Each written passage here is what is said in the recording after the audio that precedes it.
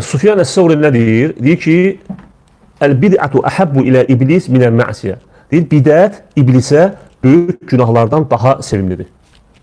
Çünki günah sahibi tövbə edə bilər ondan.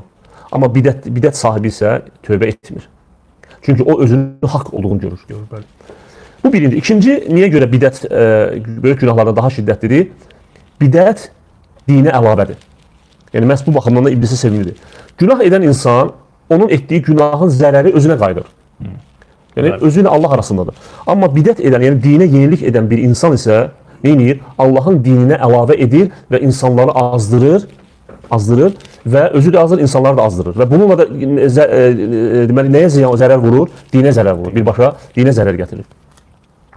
Və ona görə də bu baxımdan da deməli, bidət böyük günahlardan daha üstündür.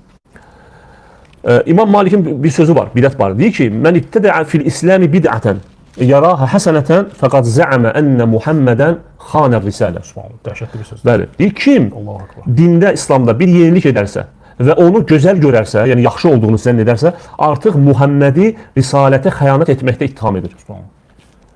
Ardında buyurur ki, "Li'anna Allah yaqul el-yevme ekmeltu lekum dinakum." Çünki Uca Allah buyurur ki, bugün sizin dininizi tamamladım. Yəni sən nəsə eləməklə yenilik deyirsən ki, yəni Allah Rəsulu deməyib bizə onu. Bəli. Amma sən öyrənmisən, hardansa bilinmir. Din tamamlanıbsa, tam olan nə deməkdir? Yəni tamamlanıbsa, demək ki, ona əlavəyə ehtiyac yoxdur. Bəli. Amma dinə əlavə gətirən bu demək neyini? Demək dinə istəyir ki, din naqisdir.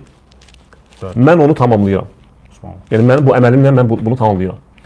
Sonra nə deyir? فَمَا لَمْ يَكُنْ يَوْمَ اِذٍ دِينًا فَلَا يَكُنُ الْيَوْمَ دِينًا.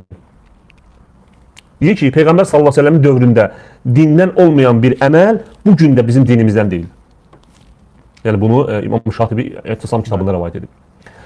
Və Ayşə radiyallahu anh'ın bir sözü var.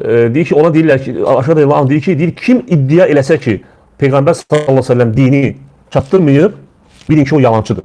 Çünki Allah Teala nə deyir? Ey Allahın elçisi, ey Rasul, Allahın sənə vəhy etdiyini insanlara çatdır. Əgər çatdırmasan, risaləti təbliğ etmiş olmazsan. Üçüncüsü, necə ki, bayağı qeyd elədik, bidət küfrə aparır, şirkə aparır. Ona görə biz bir gün baxsaq görərik ki, bidət əhlinin əksəriyyətində şirk var. Həmin bu etdikləri bidət onları tədricən hara sürükləyib, şirkə və küfrə salıb.